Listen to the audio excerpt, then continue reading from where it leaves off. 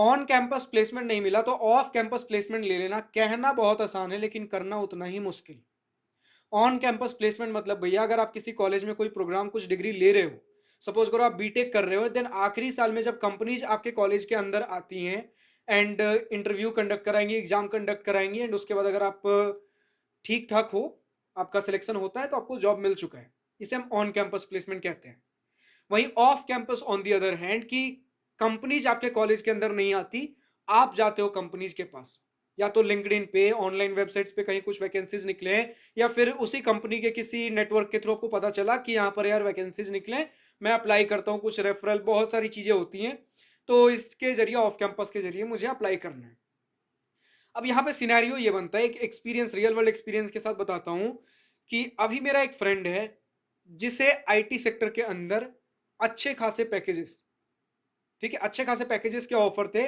उसमें से जो उसे बेस्ट मिला उसने चूज किया around somewhere around 20 lakhs, 20 LPA का।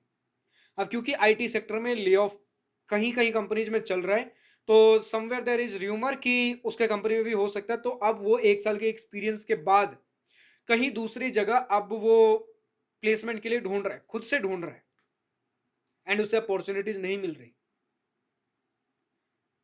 ये बोलकर मना किया जा रहा है कि 1 साल का एक्सपीरियंस इररिलेवेंट है। कहीं जगह अगर आप एक्सपीरियंस के बेसिस पे जाते हो ना, कहते हैं कि यार एक्सपीरियंस जब आपके पास हो जाता है, एक होता है फ्रेशर, यानी कि कोई एक्सपीरियंस नहीं, आप फर्स्ट टाइम जस्ट डिग्री के बाद आप जॉब करने वाले हो। फ्रेशर को जॉब मिलना बहुत मुश्किल है, एक्सपीरियंस को फिर भी यार मिलना आसान है। एक्सपीरियंस के लिए भी जॉब मार्केट में बहुत कम अपॉर्चुनिटी यार। ऊपर ऊपर से अगर आप देखो ना, दिखता है कि इस कंपनी में नहीं तो उस कंपनी में नहीं तो इस कंपनी में कहीं ना कहीं जॉब मिल जाएगा, लेकिन जॉब मार्केट ऐसा है कि जिस कंपनी में, आईटी सेक्टर में अगर आप हो, आईटी सेक्टर का एक्सपीरियंस है तो आईटी सेक्टर में ही तो जाओगे। आपके कंपनी से इसलिए निकाला जा रहा है क्योंकि आईटी सेक्टर में अभी उतनी लोगों की जरूरत नहीं है, एआई एंड बहुत सारी चीजें, एंगल्स बन रही है जिसकी वजह से ले ऑफ्स हो रहे हैं। तो जहां ऑलरेडी लोगों को निकाला जा रहा है, किसी दूसरे कंपनी में भी जाओगे, कहीं ना कहीं मार्केट का सिनेरियो एंगल कुछ वैसा है, तो कहां से मिलेगा? आज के डेट में यार जॉब्स की थोड़ी किल्लत तो हो चुकी है, एक्सपीरियंस के बावजूद नहीं मिल रहा है, एंड 1 साल का एक्सपीरियंस तो बोल दिया गया इररिलेवेंट है। कम से कम मिनिमम 2 साल का एक्सपीरियंस है, उससे कहीं ना कहीं काउंट किया भी जाता है। खुद अगर आप जॉब ओपनिंग्स पे देखोगे ना, तो लिखा रहता है मिनिमम 2 साल का एक्सपीरियंस, 2 से 3 साल का एक्सपीरियंस, 4 साल का एक्सपीरियंस, 5 साल का, 8 साल का, 1 साल का कभी एक्सपीरियंस नहीं देखोगे। कहीं रिक्वायरमेंट नहीं होती कि मिनिमम 1 साल का एक्सपीरियंस हो, बहुत रेयर जगह होगा। यानी कि सोचो, जिस बंदे के पास 1 साल ऑलरेडी जिसने काम कर रखा है, उसके लिए भी जॉब अपॉर्चुनिटी ज्यादा नहीं है। तो आप सोच रहे हो कि अगर मुझे कॉलेज के बाद डायरेक्ट जॉब नहीं मिलता है तो मैं ऑफ कैंपस ट्राई कर लूंगा। किसी रैंडम भैया दीदी ने बोला है कि 200 जगह, 200 कंपनीज में हाथ पैर मारो तो कहीं ना कहीं से तो कुछ ना कुछ मिल ही जाएगा। अब समझाता हूं इस 200 का फिगर कितना बड़ा होता है। आज आपने किसी एक कंपनी को ढूंढा एंड उसे आपने ईमेल लिखा। आज चलो आपके पास बहुत एनर्जी थी, आज आपने 2 3 4 कंपनीज को, क्योंकि यार ढूंढना भी उतना मुश्किल है कि ढंग के कंपनीज, आप किसी रैंडम कंपनी में थोड़ी अप्लाई कर दोगे। ढंग के कंपनी जो वहां वैकेंसी निकली है कि नहीं निकली है, फिर वहां अप्लाई हम कर रहे हैं। तो एक दिन में मान लेते हैं आज एनर्जी बहुत आई थी, आप 3 4 5 कंपनी में अप्लाई कर दिया, कल 2 4 कंपनी में, परसों 2 4 कंपनी में, इस तरीके से 2 4 करते जाओ, 200 कंपनी पहुंचने में कितना समय लगेगा? एंड क्योंकि आज आपने अप्लाई किया, आप एक्सपेक्ट करोगे कम से कम 3 4 दिन में कुछ तो रिप्लाई आना चाहिए। 10 दिन हो चुके, 20 दिन हो चुके, कोई रिप्लाई नहीं। अब आगे आपको यार रेफरल लेने में भी, या तो अप्लाई कर रहे हो फिर लिंक्डइन के थ्रू किसी से रेफरल ले रहे हो। रेफरल मतलब जिस कंपनी में आप जाना चाहते हो उस कंपनी में ऑलरेडी अगर कोई काम कर रहा है, देन उसको आप बोलते हो कि मेरा, आप अपनी कंपनी में रेफरल दे दो। तो रेफरल भी बंदा दे देता है, अगर आप उसे लगता है कि बंदा सामने वाला ठीक ठाक है, क्रैक कर लेगा, थोड़ा बहुत भी एलिजिबिलिटी है, लोग रेफरल दे देते हैं। क्योंकि कंपनी जो पॉलिसी है कि अगर कंपनी को कोई एम्प्लॉय कोई रेफरल देता है कंपनी को, यानी कि किसी बाहर वाले पर्सन को कंपनी तक लेकर आता है, रेफरल देता है, तो अगर उस पर्सन का सिलेक्शन होता है तो जिसने रेफरल दिया था उसे कुछ पैसे मिलेंगे, अच्छे खासे पैसे मिलते हैं।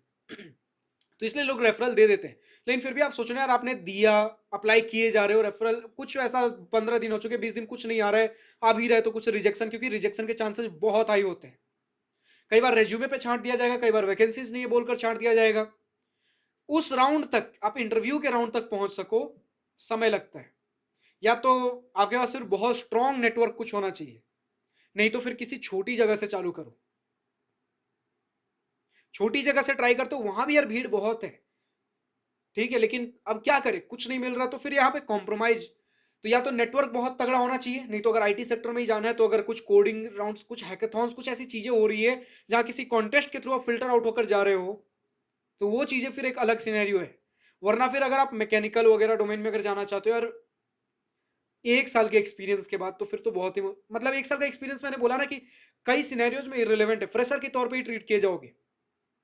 अभी मेरा एक फ्रेंड है, उसने 1 साल का एक्सपीरियंस गेन किया, एंड क्योंकि आप जब जाते हो जस्ट कॉलेज के बाद, ठीक है, अभी तो मैं उस सिनेरियो पे आया भी नहीं कि जस्ट कॉलेज के बाद अब आप कुछ जॉब ढूंढने जा रहे हो। मैं तो बोल रहा हूँ कि कॉलेज के बाद अभी मैं कुछ फ्रेंड्स का सिनेरियो बता रहा हूँ कि उन्होंने 1 साल ऑलरेडी काम कर रखा है, ऑन कैंपस जॉब लगा था, एंड 1 साल काम करने के बाद कुछ ऐसे सिनेरियो जहां पर उसे निकाला नहीं जा रहा है, लेकिन वो खुद अभी छोड़कर जा रहा है। वो जो ले ऑफ भी था, वो बंदा ढूंढ रहा है कि अगर ले ऑफ हो गया तो, अभी ले ऑफ की बात हुई नहीं है, तो ऐसा नहीं कि किसी रैंडम कंपनी में जॉब लग गया था।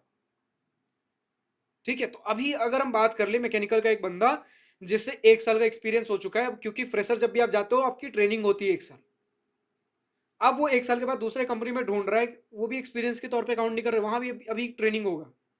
कुछ कंपनी हो सकता है काउंट कर ले, कुछ ना करे। तो ये सारे कुछ सिनेरियोज होते हैं यार। बाकी अगर आप देख लो, ये तो इतना मैंने बोला कि ये इतना से आपको इसलिए रियलाइज करवा रहा हूँ कि कुछ लोग जो 1-1 साल काम कर चुके हैं उनके लिए भी इतना टफ पड़ रहा है।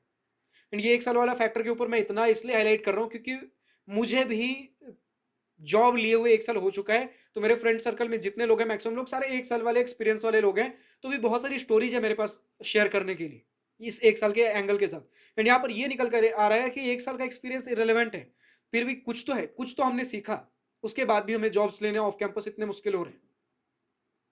आप सोचो जस्ट फ्रेशर के बाद, आपके पास वो 1 साल का भी एक्सपीरियंस नहीं है, खुदा ना खास्ता अगर आपके पास इंटर्नशिप भी ना हो, फिर तो यार ये 200 जो जिन्होंने बोला ना एप्लीकेशन करना तो पड़ेगा, लेकिन ये 200 एप्लीकेशन डालना इतना इजी नहीं होता, और 200 कोई हार्ड नंबर नहीं है। लक काम किया तो आपको 5वें एप्लीकेशन में ही आ जाएगा कहीं ना कहीं से कुछ ना कुछ। लेकिन समझो एक बार आया, फिर इंटरव्यू, फिर जो भी इंटरव्यू वगैरह के थ्रू होके गुजरोगे, तब जाके कहीं ना कहीं जॉब कंफर्म होता है। तो यार समय लगता है, ऑफ कैंपस समय लगता है, पेशेंस चाहिए। ऐसा नहीं करना है कि एक बार मतलब बैठे ही रह गए जब तक कुछ बढ़िया ऑफर नहीं मिलेगा। जब देख रहे हैं कि कुछ नहीं मिल रहा है तो कुछ छोटे बड़े जगह भी अप्लाई करना चालू करेंगे, धीरे धीरे कम से कम बेस बनाते हैं। क्योंकि उस सिनेरियो में अगर फंस गए ना कि आज हमारा बीटेक का डिग्री खत्म हुआ, ऑन कैंपस कुछ मिला नहीं, ऑफ कैंपस के चक्कर में फंसे हैं, एंड ऑफ कैंपस में क्योंकि बड़े बड़े कंपनीज को टारगेट कर रहे हैं, वहां से कुछ आ नहीं रहा है, छोटे कंपनीज में अप्लाई नहीं कर रहे हैं, करते करते 1 साल हो चुका है, तब भी आंख नहीं खोला। अगर 2 साल हो चुका है, 1 साल तक फिर भी कंपनीज रखती हैं कि आपका जिस साल डिग्री खत्म हुआ है उससे 1 साल तक फिर भी आपको एक मिलता है मौका। बहुत सारी कंपनीज ऐसी होंगी फिर जो अगर 2 साल हो गया तो आपको जॉब मिलना और मुश्किल हो जाएगा। यहाँ पे एंगल इसलिए ये आता है कि क्या कर रहे थे आप 2 साल तक, आपके अंदर किसी स्किल्स की कमी है, कुछ तो कमी है कि 2 साल तक आपको जॉब नहीं मिला।